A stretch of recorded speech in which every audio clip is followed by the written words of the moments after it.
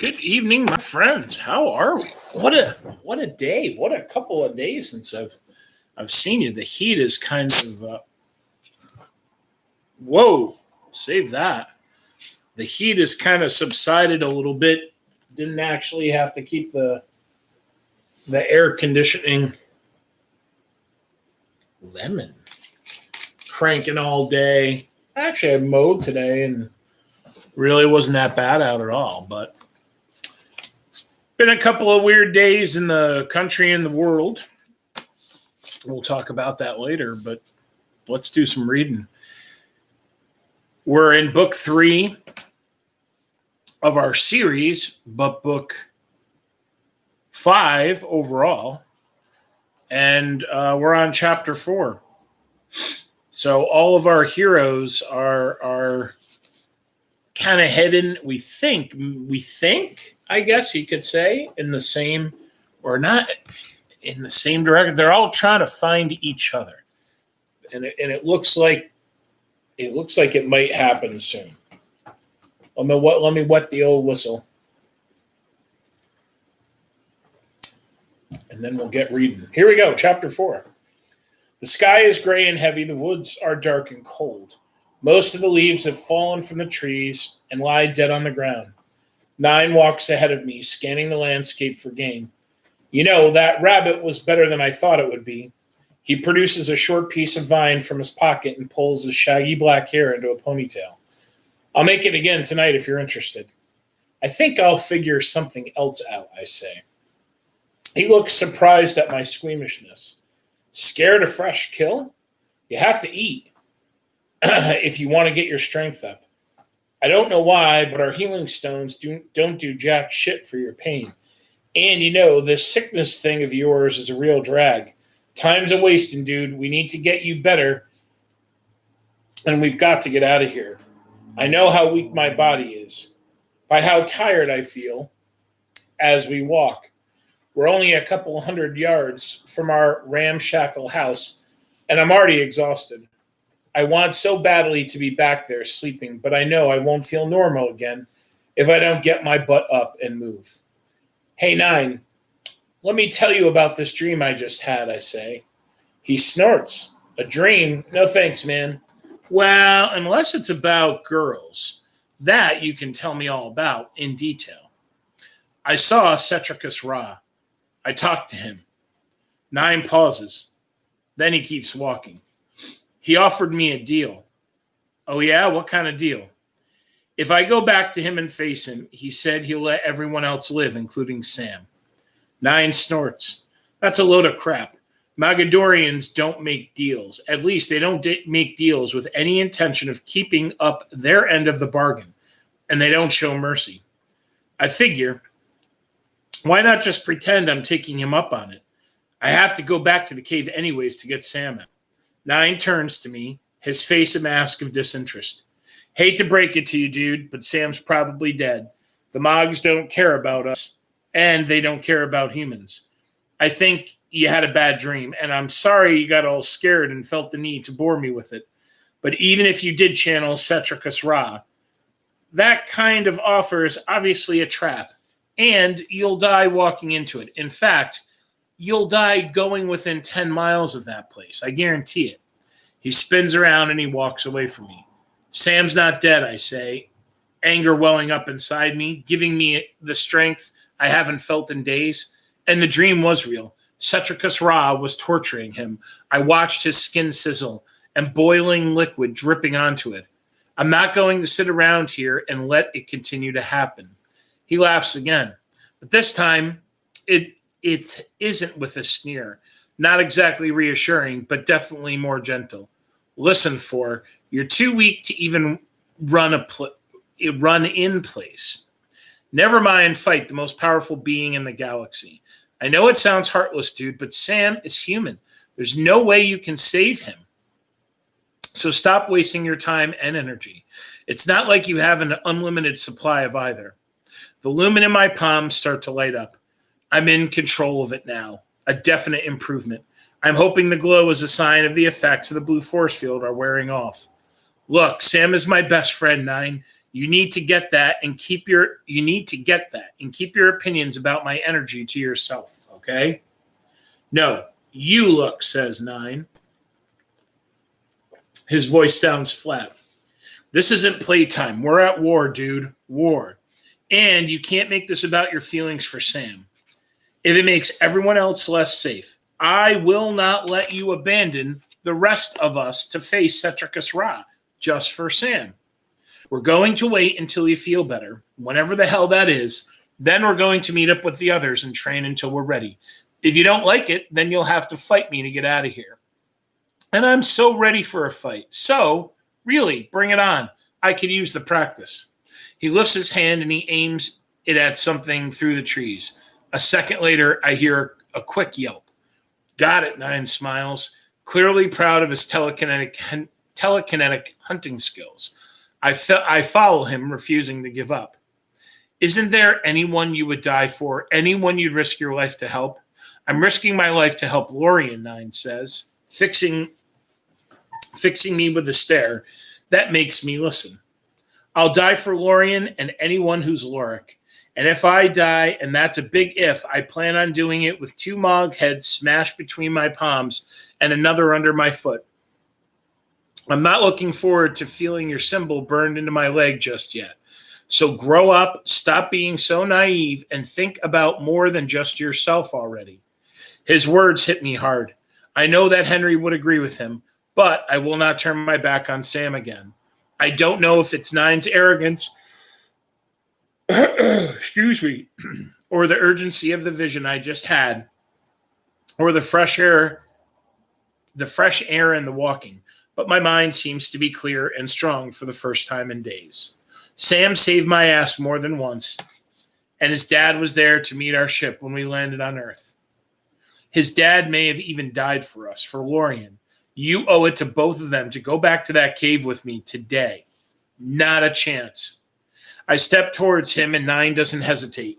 He grabs me and throws me against a tree.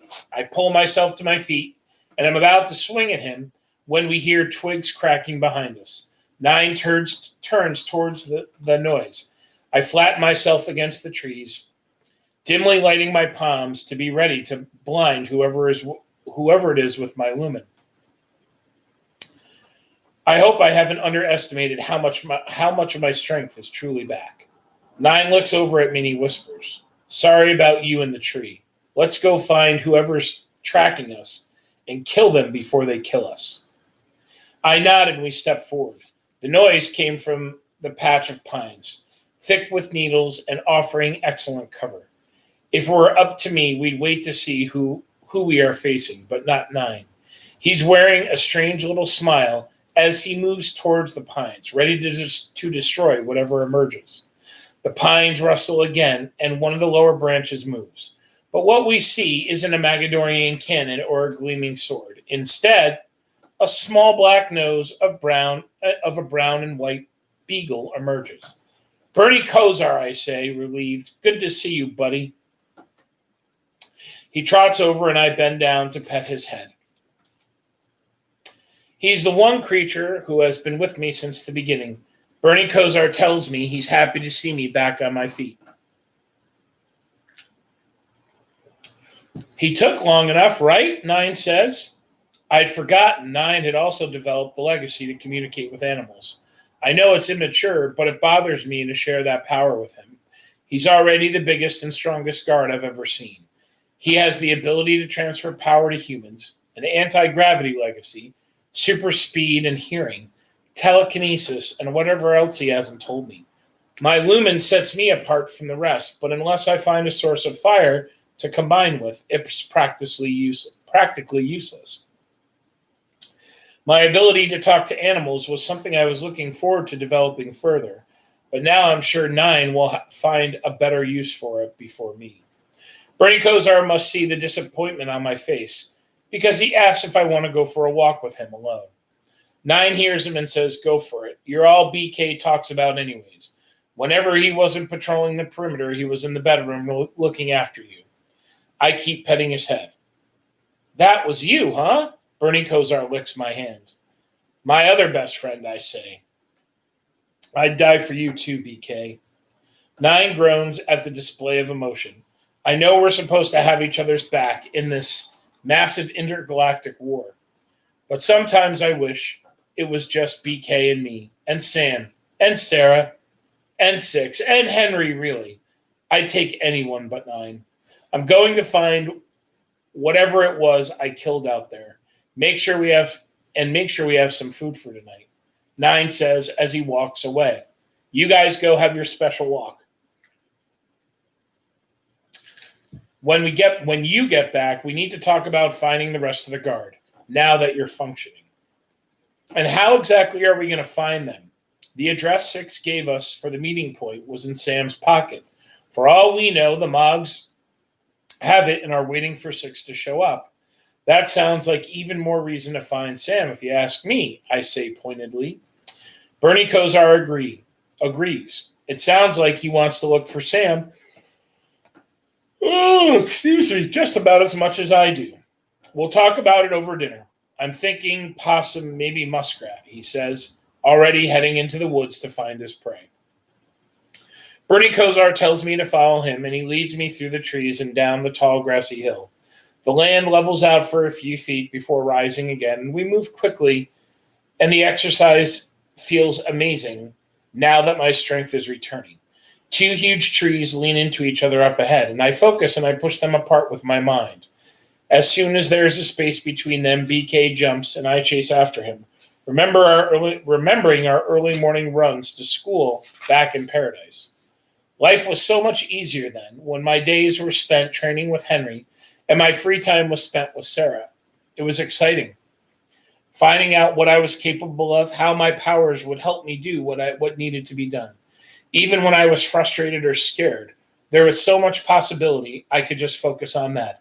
I had no idea how good I had it.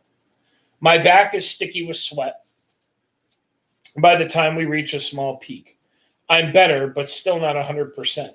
The view is spectacular, a panoramic scene of the Appalachian Mountains wrapped in fir trees, bathed in the late afternoon light, and I can see for miles. I gotta say, buddy, this is pretty awesome. Is this what you wanted me to see, I ask? Off in the distance, down on the left, he says. Do you see it? I scan the landscape. In the deep valley? Beyond it, he says. Do you see that glow? Squinting, I look past the valley. There's a cluster of thick trees and a faint outline of a rocky riverbed. Then I see it. Through the bottom of the trees and the far left is a glowing silver blue light. It's the force field at the bottom of the Mog's headquarters. It can be seen. It can't be more than 2 miles away. Bernie Kosar says we can go back right now if I want. He'll join me inside this time now that Sam and I disabled the system that sent a deadly gas to animals through the mountain. A shiver runs down my body, and I stare at the blue light. Sam is in there, and Cetricus Ra. What about 9? Bernie Kosar circles my legs twice before sitting at my feet. It's up to you, he says. 9 is strong and fast, but he's also unpredictable. Have you taken him up here? I ask. Does he know how close we are? Bernie Kosar cocks his head as if to say yes. I can't believe he knew and didn't tell me. That's enough. I'm done with 9. I'm going back to the house. I'll give 9 the option of coming with us, but whatever he says, it's time for me to face Cetricus Ra. Dun dun dun. Chapter 5. New font.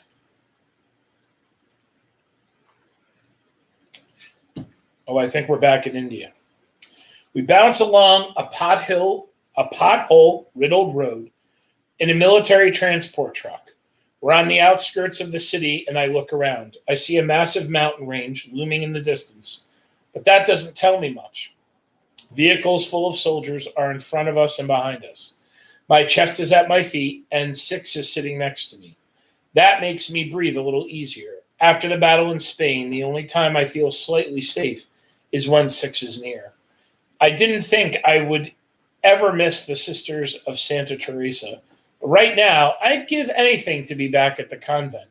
For years, although Uh, all I thought about was escaping their rules and punishments. But now that I have escaped, all I want is something familiar, even if it comes in the form of religious discipline.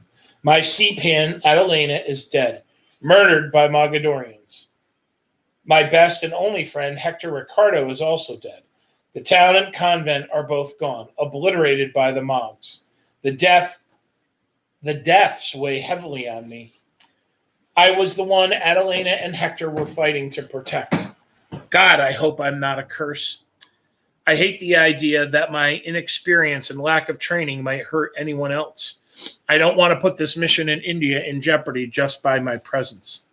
Finally, Commander Sharma turns around to give us the lay of the land.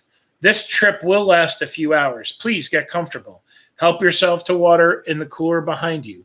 Don't draw attention to yourselves. Don't engage with anyone, not even to smile and nod. We are wanted. Creighton nods. So what do you think about all this success, Creighton? You think he's really up there? I do. It makes sense. Why is that, I ask? The mountains are an ideal place for the Garde members to hide. For years, people have been scared to go near the glaciers north of China. Stories of alien sightings are enough to frighten the locals, and the Chinese military has been unable to investigate the reports because a mysterious lake appeared in the valley and blocked their access. Who knows what's true and what's a rumor, but either way, it's an excellent place to hide. Do you think there are other aliens up there besides number 8, says Ella? You know, like Mogadorians? I was wondering the same thing. I don't know who else is up there, if anyone, but we'll find out soon enough, says Creighton. He wipes sweat from his brow and he touches my chest with the tip of his finger. In the meantime, we should start learning how to use what's in here to help prepare us, if Marina is kind enough to share. Sure, I say quietly, lowering my eyes to the chest. I'm not opposed to sharing my inheritance, but I'm embarrassed by how little I understand of what I have. My chest was supposed to be shared with me and Adelena. It was her job to explain how to use everything, how it could save my life, but that never happened. After a beat, I say, I don't know what any of it does, though. Creighton reaches forward and touches my hand. I meet his solemn yet embracing eyes. Encouraging eyes, jeez. It's okay that you don't know. I'll show you whatever I can, Creighton says. I'm not just Ella's C-Pan now. I'm all of yours. As long as I'm alive, Marina, you can count on me. I nod and I place my palm against the lock. Now that Adelena is dead, I can open my chest on my own, and its bittersweet power. 6 watches me, and I know she understands exactly how I'm feeling. Having also lost her C-Pan, the cold metal lock shakes against my skin. With a click, it falls to the floor of the truck. The dirt road we're driving on is covered with potholes and debris, constantly jostling me, making it hard for me to steady my hand as I reach inside the chest. I'm careful not to touch the glowing red crystal in the corner that caused me so much trouble in the orphanage belfry. The one I worried was a Loric grenade, or worse. I reach for a pair of dark glasses. Do you know what these are for? I ask Creighton. He examines them for a second and he hands them back to me, shaking his head. I don't know for sure, but they may give you the power to see through things like X-ray vision. Or they could be thermal detectors, good for seeing at night. There's only one way to find out, you know. I place the glasses on my face and I look out the window. Aside from dulling the brightness of the sun, nothing else seems to happen. I check my hands, but they're just as solid as before. When I look up at Creighton's face, there aren't any thermal hotspots. So X asks 6, what do they do? I don't know, I say, checking the barren landscape out the windows again. Maybe they're just ordinary sunglasses. I doubt it, Creighton says. They have a use that you will discover, just like everything else in there. Can I see them? Ella asks, and I hand them over. She slides the glasses up her nose, then twists around and looks out the back window. I turn back to my chest. Wait, everything looks a little different somehow, but I can't figure out why. It's almost like seeing everything a little delayed or maybe sped up. I can't decide. Suddenly, Ella gasps, then shouts, "Rocket! Rocket!" We follow her line of vision, but I don't see anything but crystal blue sky. Whoops. Sorry. "Where?" Creighton says, and Ella points up at the sky. "Get out of the truck! We have to get out right now." "There's nothing there." Six squints into the horizon. "Ella, I think those glasses are messing with you because I don't see anything." Ella doesn't listen. She scrambles over me with the glasses still on and opens the door. The shoulder of the road is lined with sharp rocks and deadly shrubs. "Jump now!" Finally, we hear it. A faint whistling in the air, and a black speck suddenly comes into view, right where Ella was pointing. "Get out!" Creighton yells. I grab my open chest and I jump. My feet hit the hard dirt road and sweep underneath me, and the world instantly becomes a swirl of browns and blues and sharp pains. The back tire of our truck grazes my arm. I barely change direction in time to roll out of the way of the next speeding truck. My head hits a sharp stone, and I flip over one last time, landing on my chest. The impact knocks the wind out of me, and the contents of my chest have scattered in the dirt. I hear Ella and Six coughing somewhere nearby, but I can't see them in the haze of dust that surrounds us. A second later, the rocket smashes into the ground behind the speeding truck we dove from. The explosion is deafening, and with Commander Sharma still inside, the truck flips forward onto its roof in a cloud of smoke. The careening Jeep behind it is unable to swerve. It hits the edge of the chasm caused by the rockets, and and dives right into the tremendous hole. Two more rockets hit the convoy. The air is so thick with dust that we can't see the helicopters overhead, but we can hear them. I blindly group the area around me, trying to gather everything that's spilled out of my chest. I know I'm probably collecting just as many stones and twigs as pieces of inheritance, but I can sort through that later. I've just grabbed the red crystal when I hear the sound of gunfire tear through the air. "Six, you okay?" I shout. Then I hear Ella scream. Dun, dun, dun. All right, let's see. Oh boy, chapter 6. We can start it. Let's see what happens. I'm frantic, pulling the closet doors, looking under the little furniture there is, when I hear someone come noisily into the house. I assume it's Nine because Bernie Kosar isn't growling. "Nine," I yell, "where'd you hide my chest?" "Look under the kitchen sink," he calls back. I walk into the kitchen. The curling linoleum floor looks like a decrepit chessboard. Someone spilled coffee all over. The handles to the cupboard under the sink are loose. When I pull on them, I hear a click. "Wait for!" Nine yells from the other room. The cupboard doors blow open and I fly backwards. "Trap," Nine finishes. A dozen sharpened sticks are shooting straight at me. They're inches away when my instincts kick in and I'm able to deflect them with my telekinesis. The sticks ricochet left and right, stabbing the walls. Nine stands in the doorway laughing. "So sorry, dude. I totally forgot to tell you I rigged that trap." Furious, I jump to my feet. Bernie Kosar skids in and growls at Nine. While he berates Nine for his stupidity, I focus on pulling the sticks out of the walls. I will them to hover in the air, aimed at Nine. "You don't sound sorry." I'm seriously considering launching the little spears at him when he uses telekinesis to break the sticks into 2, 4, then 8 pieces, and they fall to the floor. "Hey, I really did forget," he says, shrugging. He turns around to head into the other room. "Anyway, grab your chest and get in here. We have to jet, so start pulling your stuff together." My lumen lights up the moldy cupboard, and I carefully stick my head under the sink. At first, I don't see anything, and I think Nine is messing with me. I'm about to march into the living room to demand, he returned my chest. When I notice something. The left side of the cupboard goes deeper than the right. I feel my way around and I pull away the false plywood wall. Jackpot, there it is. I grab the chest and I carry it out to the kitchen. In the living room, Nine's digging into his own chest, the chest we rescued from the Mog Cave. Good to see you, old friend, he says. When he pulls out, come on. When he pulls out a short silver staff. Next, he grabs a round yellow thing covered with sharp bumps. It looks like a strange fruit, and I half expect him to squeeze it to produce juice.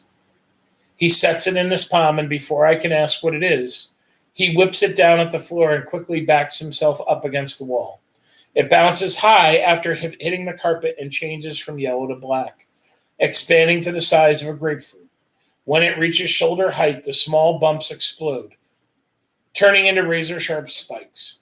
I duck and roll in BK's direction to avoid getting impaled. What the hell, I shout. You could have warned me. This is the second time in less than 5 minutes you almost killed me. Nine doesn't flinch when the spikes retract violently back into the ball just before it returns to his palm. Hey, will you please relax, Nine says.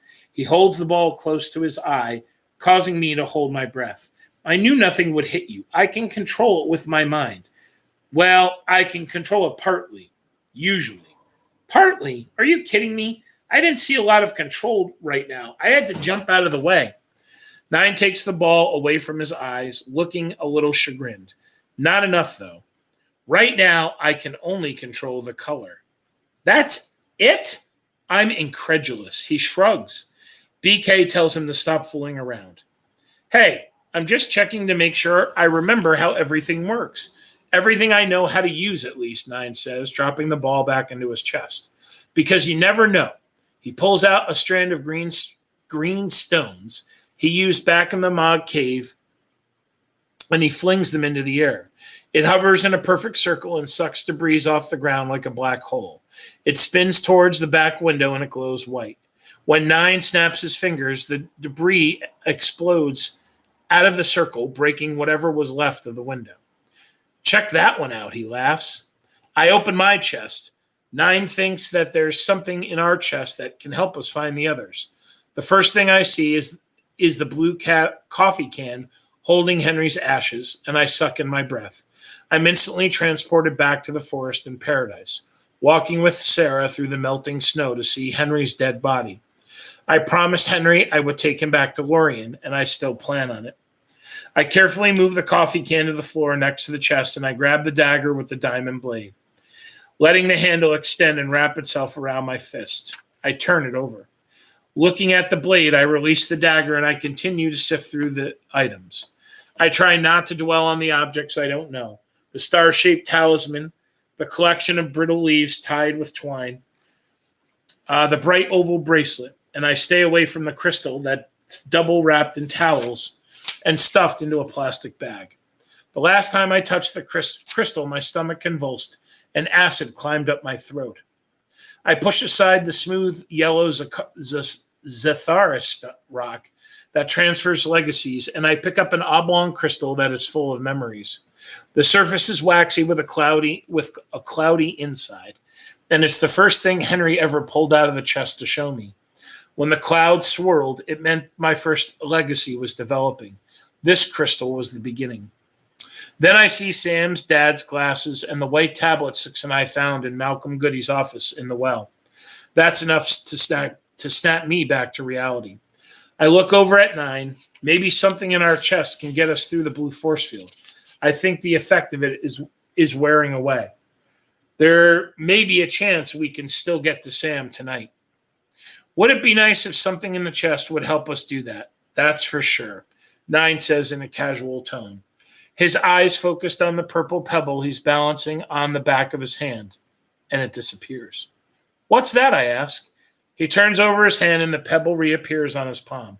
I have no idea, but it would be killer conversation starter with the ladies, don't you think? I shake my head and I slide the red bracelet from my chest over my hand. I hope it will propel me into the air and shoot a ring of lasers.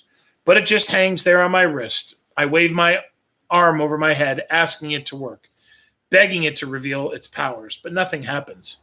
Maybe you should start licking it, 9 laughs, watching me. I'll try anything, I mutter, frustrated. I keep it on and hope something will just happen. Everything in the chest came from the elders. Everything has a purpose. So I know it must do something. My hand brushes against the velvet bag holding the 7 orbs that make up Lorian's solar system. I pull open the bag and I drop the stones into my hand and I show them to 9, remembering the day that Henry first showed them to me. Are these what you're looking for to find the others? Henry had these. This is how we figured out another member of the Garde was in Spain. I've never seen those before. What do they do?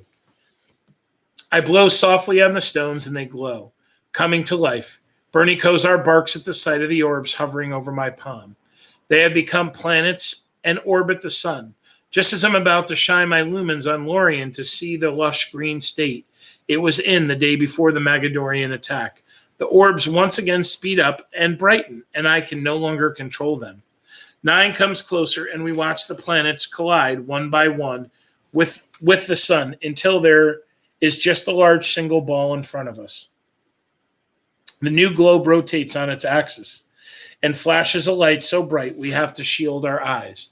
Eventually, the globe dims in sections of its surface and rise and recede until we see that we're looking at a perfect replica of Earth. 9 is mesmerized. The Earth rotates, and we see 2 pinpricks of pulsing light, one on top of another. Once we can orient ourselves, we see they are in West Virginia. There we are, I say. The ball continues to rotate, and we see there's another pulse of light in India. A 4th is moving north quickly from what looks like Brazil. When I was showing Six and Sam our solar system a few days ago in the car, the same thing happened. It turned into a globe of the Earth. It was the first time it ever did that, I say. I'm confused, 9 says. There are only 4 dots on this thing, and there are supposed to be 6 of us left. Yeah, I'm not sure about that. When this happened before, a dot showed up in Spain, I say. Then the globe went all fuzzy, and we heard someone who sounded panicked, yelling the name Adelena. We assumed she was another member of the Garde. That's when 6 decided to go to Spain to try to find her. I figured this was how you planned to contact the others, but I guess not if you've never seen it before. 9's eyes go wide. Wait, oh my God, man. I haven't seen this thing before, but I think Sandor told me about it. To be honest, when we opened my chest the first time, the silver staff and the yellow porcupine ball were so amazing, I only half listened to anything he said. But now I remember. He told me some of us had a red crystal, which I do. And that's what I thought I'd use to communicate with the others. And some of us have the solar system. I don't get it. He turns to his chest, grabs a glowing red crystal the size of a cigarette lighter, slams it on the lid of the chest, and turns back to me. I glance at the solar system and gasp. One of the blue dots in West Virginia has disappeared. Whoa, hold on. Open your chest again. I want to see something. 9 obeys, and the second blue dot appears on the globe in West Virginia. Okay, now close it. He closes it, and the dot disappears again. This is boring, he says. When 9 speaks, the Earth globe glows fuzzy and vibrates with a half-second delay of his voice. Wait, what was that? Why is my voice echoing? The Earth vibrates again. This is not boring. This is incredible, I say, staring at the globe. The reason we don't see all 6 of the Garde members on the globe is because the orb only reveals the member of the Garde who have their chests open at the exact moment. Watch. I lift the lid of 9's chest. 9 whistles. Very cool, Ford. Very cool. Half a second later, we hear his voice through the globe again. 9 puts his chest down, having figured it out. But judging by the speed of this guy here, I say, pointing at the dot in motion, whoever is in South America has to be on a plane. It's covering too much ground, too fast to be doing anything else. Why would they have their chest open on a plane? 9 asks. That's stupid. Maybe they're in trouble. Maybe they're hiding in the bathroom trying to figure out what all this stuff actually does, just like we are. Can they see us right now too? I don't know, but maybe they can hear us. I think if you hold onto that red crystal, any of us with this macrocosm Earth can hear you. If half of us have a crystal and the other of us have the power to get this big glowing globe up and running, then the only way for us to actually communicate back and forth would be if a couple of us teamed up first. I interrupt. Well, now that we're together, maybe we could try to talk to the others, in case their macrocosms are going. I say, maybe another pair has gotten together like us. 9 grabs the red crystal and holds it near his mouth like a microphone. Hello, testing, 1, 2, 3. He clears his throat. Okay, if any of you Garde members are out there standing in front of a glowing ball, listen up. 4 and 9 are together, and we're ready to meet up with you. We want to train and all this bullshit to get back to Lorien. Pronto. We're not going to say exactly where we are in case any Mogs are listening in.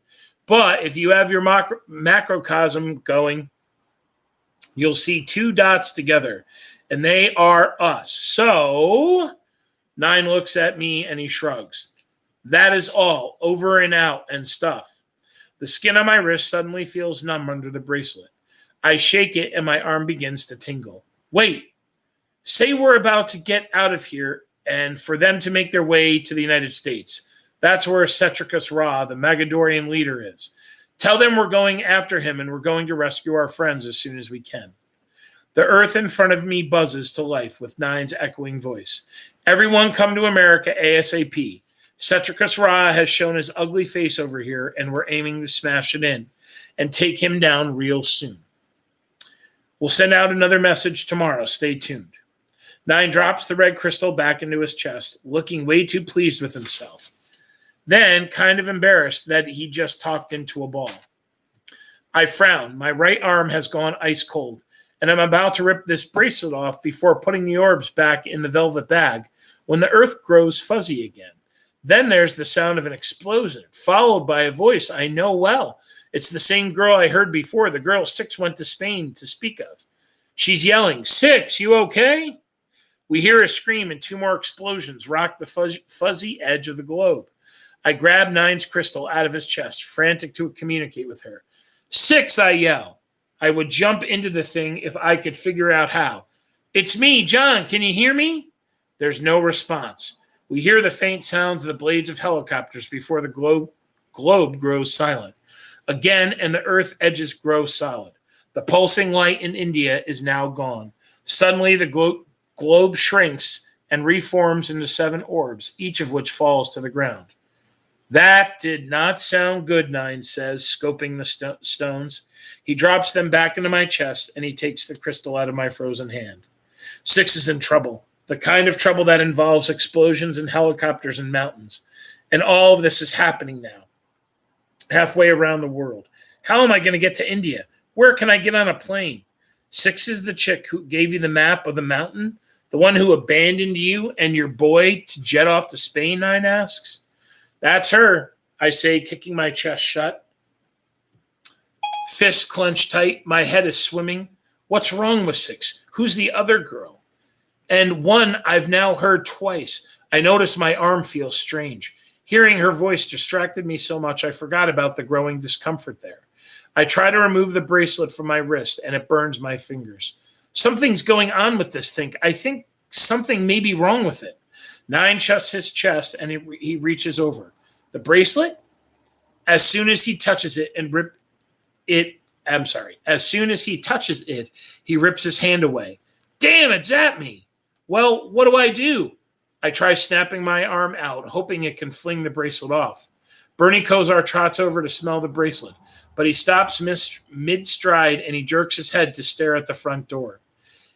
His ears rise and the fur on his back bristles. Someone's here, he says. 9 and I look at each other and start to slowly back into the room, away from the door. We'd been so engrossed in everything in our chests and in hearing the voice through the globe that we'd let our guard down and we weren't paying attention to our surroundings. Suddenly, the door is blown off its hinges. Smoke bombs fly through windows, sending glass shards everywhere. I want to fight, but the pain from the bracelet is now so intense I can't move, and I fall to my knees. I see a flash of green light and I hear 9 shout out in pain. He falls down next to me. I see the green light before. That's an unmistakable green light of a Mogadorian cannon. Dun dun dun! 6 chapters down. We're cruising, my friends. Did we ever check? How long is this book? I have a feeling it's probably. Yeah. Oh, actually, you know what? This book. A little bit shorter. Yeah, it's a little bit shorter than the other books. I think. Yeah, the other books were all around 400 pages. This one is 360. So we're 50 pages in. We're doing pretty good. Well, like I said earlier, my friends, things are getting kind of kooky out there. And I guess that cases are rising like crazy. More than half of the states in the country are on New York's ban list. I think it's even more than 50%. And I can't remember the statistic that I saw, but, a lot of people are dying of this COVID stuff every single day. And probably one of the worst hotspots right now is in Florida, and Miami is one of the new epicenters. And I guess they were set for, let me look at my calendar. I think it was August 3rd. So on August 3rd, they were supposed to go back to school. And teachers in Florida, the teachers' unions, have now are suing the state. And I don't remember who exactly they're filing a lawsuit against. But they're saying, yeah, no, we can't do this. We can't reopen. I mean, that's 2 weeks away. So I'm not too sure. We're still moving ahead up here to go back to school. But the president has now, for the first time, really come out and said, yeah, so it looks like things are going to get a lot worse before they get better. So, I do think that I'm not bashing the president, but, sometimes politics is theater. A lot of times politics is theater. And I think that sometimes it's about giving hope. And I think that President Trump probably a lot of times, did he stretch? Did he exaggerate? I don't know. He wasn't maybe 100% truthful, but he did it to try to give us some hope, I think. Anywho, he's finally saying, yeah, we got a problem. And I know that, now our government has now caught both Russian hackers and Chinese hackers are trying to hack into these medical facilities that are working on a cure and a vaccine. And it's a lot of things I think are starting to kind of snowball and avalanche. And